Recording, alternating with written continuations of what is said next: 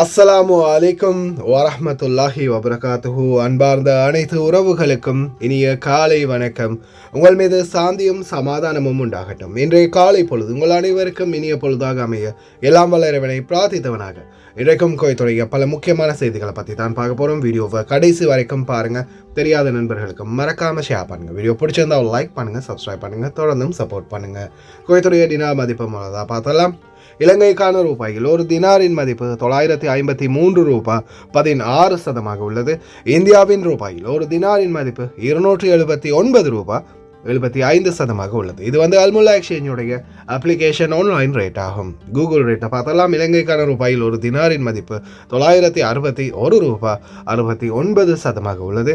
இந்தியாவின் ரூபாயில் ஒரு தினாரின் மதிப்பு 281 ரூபாய் 53 சதமாக உள்ளது. அமான் எக்ஸ்சேஞ்ச் ரேட்டை பார்த்தலாம். இந்தியாவுக்கான ரூபாயில் ஒரு தினாரின் மதிப்பு 282 ரூபாய் 25 சதமாக உள்ளது. இலங்கைக்கான ரூபாயில் ஒரு தினாரின் மதிப்பு 961 ரூபாய் 53 சதமாக உள்ளது. சஜில் எக்ஸ்சேஞ்ச் ரேட்டை பார்த்தலாம். இந்தியாவுக்கான ரூபாயில் ஒரு தினாரின் மதிப்பு 282 ரூபாய் 10 சதமாக உள்ளது. அதே போல இலங்கைக்கான ரூபாயில் ஒரு தினாரின் மதிப்பு 961 ரூபாயாக உள்ளது. மேலதிக தகவல்களுக்கு 97 23 54 61 என்ற வாட்ஸ்அப் இலக்கமூடாக தொடர்பு கொள்ளுங்க. சஜில் எக்ஸ்சேஞ்ச். அதே போல சஃபா எக்ஸ்சேஞ்ச், அல் ஷஃபா எக்ஸ்சேஞ்சில் தான் பெஸ்ட்டான ரேட் வழங்கிட்டு இருக்கிறதா ஒரு சகோதரர் குறிப்பிட்டிருக்கிறாரு. சலாம் அலைக்கும் தம்பி. இப்போ தான் தம்பி நான் காசு போட போனேன். இதில் ஏஆர்ஒயில் போய் கேட்டேன் தம்பி. 952 ரூபா தான் போடுறாங்க. இது அல்சபாவில் 962 ரூபா போடுறாங்க. ஒரு தினார் தான் கொமிஷன். அநியாயம் தானே தம்பி. 10 ரூபா இதில் இதாகுது. யாரும் அதில் போகக்கூடிய ஆக்கள் இருந்தால் எலுமெண்டா இப்போ போட்டு விட எலுமெண்டாலும் போட்டு விடுங்க ஐயா. இல்லாட்டி விடிய செய்தி இல்லைண்டாலும் போட்டு விடுங்க. அல் ஷஃபா எக்ஸ்சேஞ்ச் பெஸ்ட்டான ரேட் வழங்கிட்டு இருக்கிறதா இதுக்கு முன்னாடியும் ஒரு தடவை ஒரு வீடியோவில் சொல்லியிருப்பேன். ட்ரை பண்ணுங்கள். இந்த எக்ஸ்சேஞ்சில் தான் இப்போதைக்கு அதிகமாக கொடுக்குறாங்க. ஒரு தினார் தான் கட்டணமாகவும் மறவிடுறாங்க அப்படின்னு தெரிவிச்சிருக்கிறாங்க. ரொம்ப நன்றி சகோதரா. அதே போல் இலங்கைக்கான ரூபாயில் ஒரு தினாரின் மதிப்பு 953 ரூபாய் 50 சதம் வழங்குறாங்க. அதே போல் இந்தியாவுக்கான ரூபாயில் ஒரு தினாரின் மதிப்பு 279 ரூபாய் 80 சதம் வழங்குறாங்க. இது பார்த்தீங்கன்னா ஏஆர்ஒய் எக்ஸ்சேஞ்சுடைய அப்ளிகேஷன் ஆன்லைன் ரேட் ஆகும். அதே போல் கேபிஇ எக்ஸ்சேஞ்சும் இந்த நாட்களில் இந்தியாவுக்கும் சரி இலங்கைக்கும் சரி நல்ல பெஸ்ட்டான ரேட் தான் வழங்குறாங்க. மறக்காமல் கேபிஇ எக்ஸ்சேஞ்சையும் விசிட் பண்ணி பாருங்கள். அதே போல் கோயத்துறைய பல எக்ஸ்சேஞ்சுகள்லையும் அக்கௌண்ட் நம்பரை மறைச்சிடுறாங்க. இதை பற்றி உங்களுக்கு தொடர்ந்துமே தெரிய தாருது. தயவு செய்து நல்லா கேட்டுக்கோங்க. எக்ஸ்சேஞ்சில் நீங்கள் பணம் அனுப்பி முடிச்சிட்டிங்கன்னா பற்றுச்சீட்டை ஃபுல்லாக செக் பண்ணி பாருங்கள். பேங்கோடைய பெயர் முதல் கொண்டு சரியாக இருக்கான்றதை செக் பண்ணிக்கோங்க. இப்போ ரீசெண்டாக கூட HNB NSB இதில் ஒரு சின்ன குழப்பம் ஒன்று ஏற்பட்டிருந்துச்சு ஒருத்தருக்கு. அதில் பேரை இன்டர்நேஷ்னல் பேங்க்குக்கு நேஷ்னல் சேவிங் பேங்க் இந்த மாதிரி ஒரு சின்ன குழப்பம் ஒன்று ஏற்பட்டிருந்துச்சு. கடைசியில் பணம் ஒரு வாரத்துக்கு அப்புறம் தான் மறுபடியும் நாட்டுக்கு போய் சேர்ந்துச்சு. தயவு செய்து எல்லாமே செக் பண்ணிக்கோங்க சரியாக இருக்காங்க. யுனைடெட் கல்ஃப் எக்ஸ்சேஞ்ச் கோஆபரேஷன் இந்தியாவுக்கு பணம் அனுப்ப 750 ஃபில்ஸும் இலங்கை பணம் அனுப்ப ஒரு தினாரும் கட்டணமாக அறவிடுறாங்க. அல்சாமில் எக்ஸ்சேஞ்ச் கோஆபரேஷன் ஒரு தினார் மட்டுமே கட்டணமாக அறவிடுறாங்க. யூஜே எக்ஸ்சேஞ்ச் கோஆபரேஷன் ஒரு தினார் மட்டுமே கட்டணமாக அறவிடுறாங்க. Kuwait Asian international exchange 750 fils மற்றும் ஒரு தினார் போன்ற கட்டணங்களும் அறவிடுறாங்க. குவைட்ல Al Nada, ARY, Aman exchange, UJ, Al Samil, Ansari exchange, Lulu exchange, Joyalukkas, KBE, UAE, Oman exchange, Bahrain exchange, BEC, world street exchange, Sajil exchange, Malik exchange, international exchange, Al Shafa exchange இது போன்ற பல எக்ஸ்சேஞ்சுகள் இருக்குது. இந்த நாட்களில் அல் ஷஃபா எக்ஸ்சேஞ்சை நிறைய பேர் பெஸ்ட்டான ரேட் கொடுக்குறதா சொல்கிறாங்க. ட்ரை பண்ணுங்கள். அதே போல் ஏஆர்ஒய் எக்ஸ்சேஞ்சை பொறுத்த வரையிலையும் கட்டணம் 750 ஃபில்ஸ், சில நேரங்களில் 900 ஃபில்ஸ் கட்டணமாக அறவிடுவாங்க. கட்டணத்தில் பார்க்கும்போது அவங்களுடைய கட்டணம் தான் குவைத்தில் மற்ற எக்ஸ்சேஞ்சுகளை விட ரொம்ப கம்மியாக அறவிடுவாங்க. அதே போல் சஜில் எக்ஸ்சேஞ்ச், மலிக் எக்ஸ்சேஞ்ச், அல்சாமில் இது போன்ற எக்ஸ்சேஞ்சுகள் எல்லாம் ஒரு தினார் மட்டுமே தான் கட்டணமாக அறவிடுவாங்க. இந்த கட்டணங்களில் கூட பாருங்கள் ஒரு 350 ஃபில்ஸ் 250 ஃபில்ஸ் லாபம் இருக்குது. அதையும் மறக்காமல் ட்ரை பண்ணுங்கள். அதே போல் நீங்கள் கஷ்டப்பட்டு சம்பாதிக்கிற பணம் முடிந்த அளவுக்கு தேடுங்க. ஏதாவது ஒரு நல்ல எக்ஸ்சேஞ்சில் உங்களுடைய கஷ்டப்பட்டு சம்பாதிக்கிற பணத்தை அனுப்புங்க. அதே மாதிரி தான் முடிந்த வரைக்கும் அப்படியான எக்ஸ்சேஞ்சுகளை பற்றி தகவலை தாங்க. மற்ற சகோதர சகோதரிகளும் தெரிந்து கொள்வாங்க. தொடர்ந்துமே ஞாபகப்படுத்துகிறேன். தயவு செய்து பணம் அனுப்பி முடித்ததும் அவசரமாக வெளியாகாமல் முதலாவது பற்றுச்சீட்டு எல்லா டீட்டெயில்ஸும் சரியாக இருக்கான்றதை செக் பண்ணி பார்த்துட்டு அதுக்கப்புறம் வெளியாகுங்க. குவைத்துடைய தங்க விலையை பார்த்துடலாம். 1 கிராம் 18 கேரட் தங்கத்தின் விலை 21 தினார் 695 ஃபேல்ஸ். 1 கிராம் 21 கேரட் தங்கத்தின் விலை 25 தினார் 311 ஃபேல்ஸ். 1 கிராம் 22 கேரட் தங்கத்தின் விலை 26 தினார் 526 ஃபேல்ஸ். 1 கிராம் 24 கேரட் தூய தங்கத்தின் விலை 28 தினார் 927 ஃபேல்ஸ். தங்க விலை மறுபடியும் 100 ஃபீல்ஸால் கம்மியாகி இருக்குது. பார்க்கலாம் எதிர்வரும் நாட்களில். இலங்கை ஓட்டுநர் ஒருவருடைய அடையாள அட்டை மற்றும் ஓட்டுநர் உரிமம் கண்டெடுக்கப்பட்டுள்ளது. கொன்றுவிட்டு பாலைவனத்தில் சடலத்தை வீசிவிட்டு நாடகமாடிய குவைத்தியை பற்றிய விசாரணை ஆரம்பம். அதே போல இதோ எக்ஸ் தளத்துக்கு 1 வருட சிறை தண்டனை. சோசியல் மீடியா பாவனையில் மாணவர்கள் அதிகம். அதே போல நம்பினால் ஏமாற்றப்படுவீர்கள். ஃப்ராடு அதிகரித்துள்ளது. வீதிகளில் அதிகரித்து வரும் டிராஃபிக்.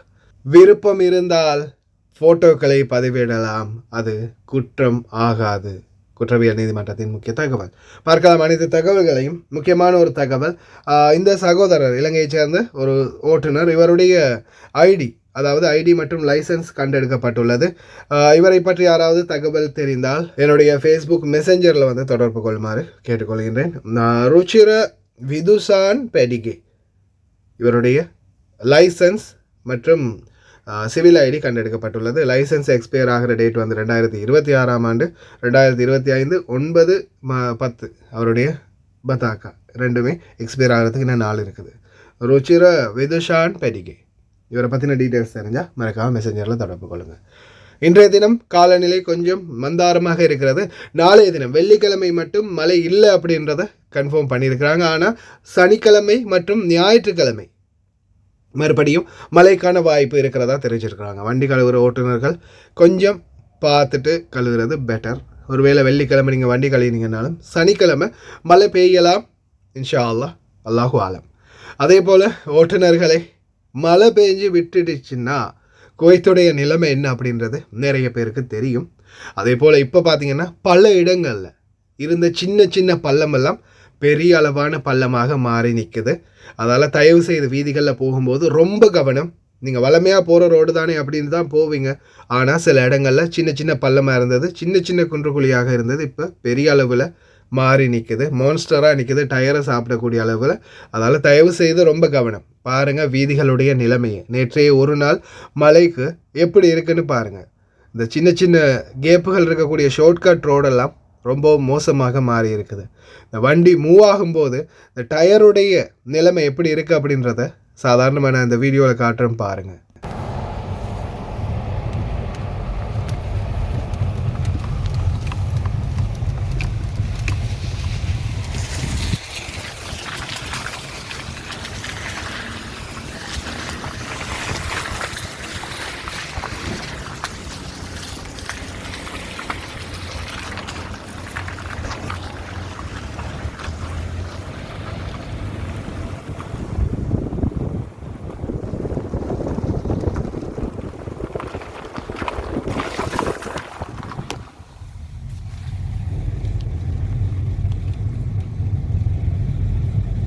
அதே மாதிரி இன்றைய தினம் அதிகாலையிலிருந்து மறுபடியும் மழை, ஐஸ் கட்டி மழை ஆரம்பித்திருக்குது. சவுதி அரேபியாவில் ஒரு சில பகுதிகளில் பார்த்தீங்கன்னா மறுபடியும் ஐஸ் அதிகரிச்சிருக்குது.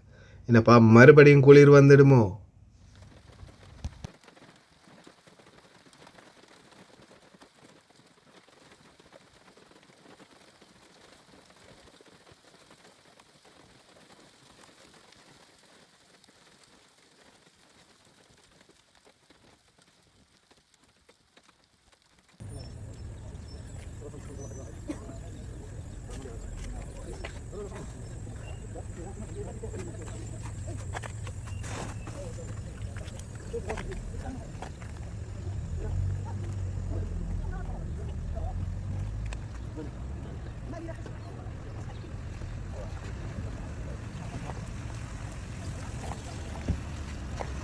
கஷேஷ்டன் நீதிமன்றம் ஒரு அதிரடியான உத்தரவு வெளியிட்டிருக்கிறாங்க.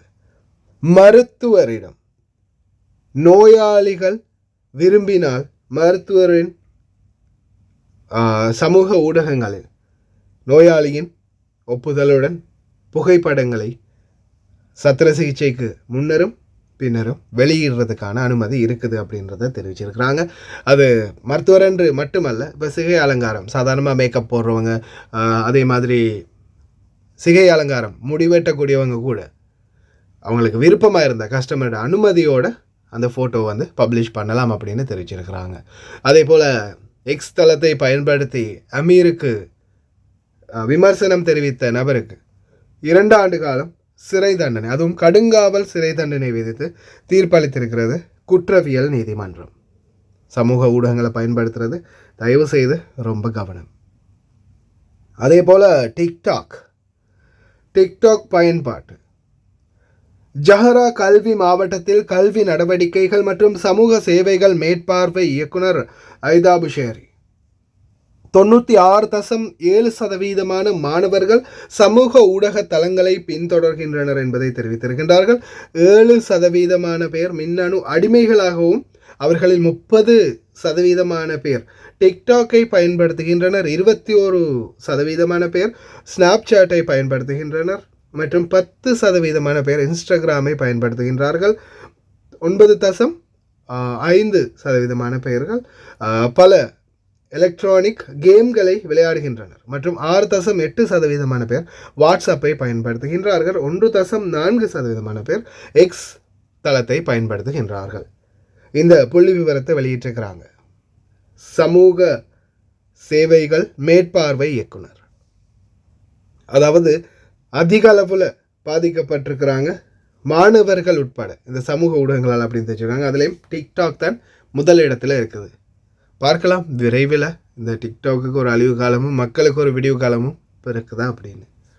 இதோ குற்றவியல் நீதிமன்றம் மனநோயாளியா அப்படின்றத கன்ஃபார்ம் பண்ணுறதுக்காக ஃபிசியாட்ரிக், அதாவது மனநோய் மருத்துவமனைக்கு ஆய்வுக்காக அனுப்பியிருக்கிறாங்க. அபு புஹரியா பாலைவனத்தில் தன்னுடைய மனைவியை கொலை செய்துவிட்டு சடலத்தை பாலைவனத்திலேயே வீசிவிட்டு வந்த குவைத்தி குடிமகன் தன்னுடைய குழந்தையோட மட்டும்தான் நாட்டுக்கு திரும்பி வந்திருக்கிறாரு, சவுதிக்கு ரிட்டர்ன் போய்.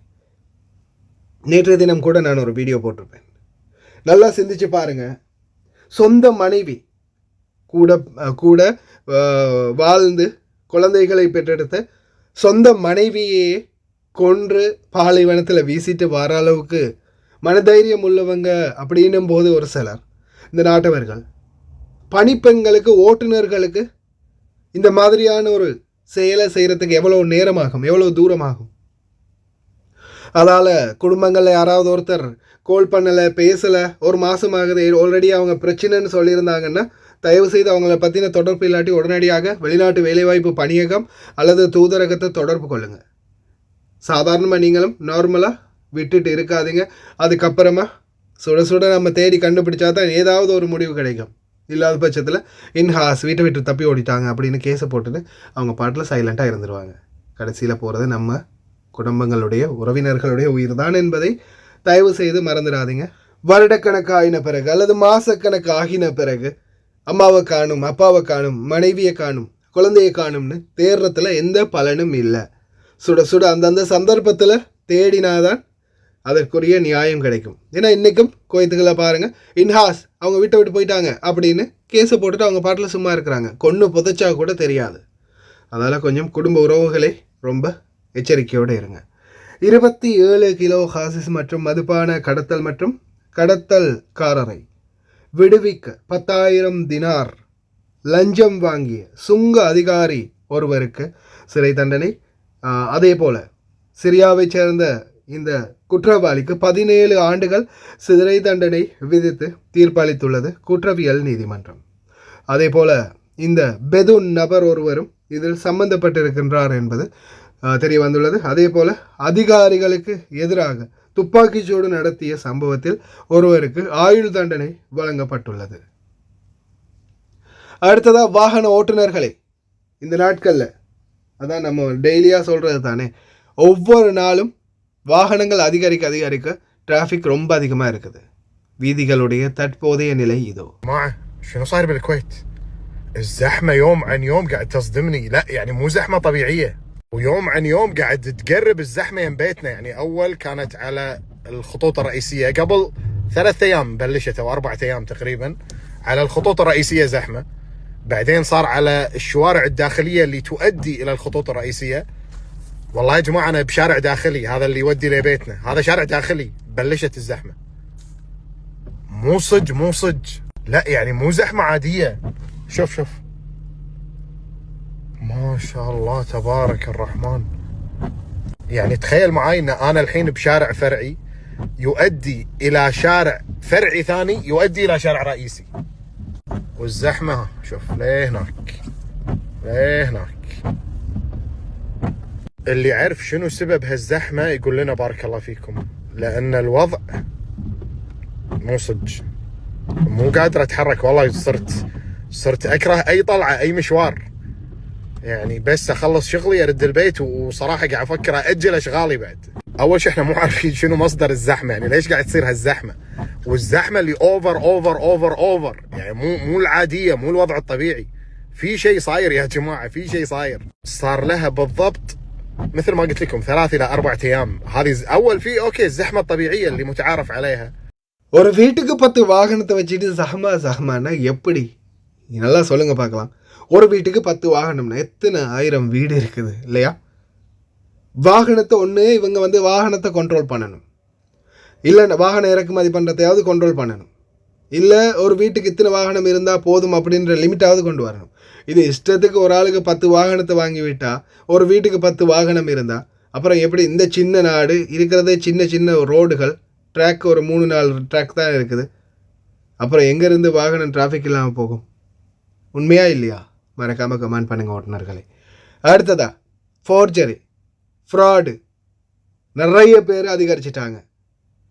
மணி லாண்ட்ரிங், நில மோசடி, பண மோசடி, கடைசியில் பாருங்கள் கன்ஸ்ட்ரக்ஷன் மொத்தமாகவே டிமாலைஸ் பண்ணுறாங்க. ஏன்? மணி லாண்ட்ரிங், நில மோசடி. يهدمونهم شاليهاتكم اللي ورا هناك، هذه شاليهات اللي ورا البيت، هذا كله هدام، هذا كله هدام، هذا هدام، كل هذا يهدمون شاليهات كله هدام. خلاص شاليهات 3 شاليهات اللي بالنص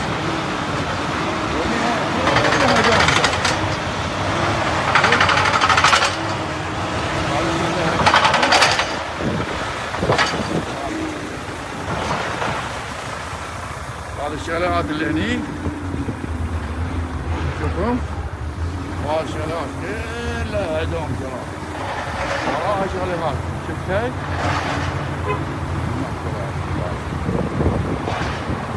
هاي شاليهات اللي ورا شوفهم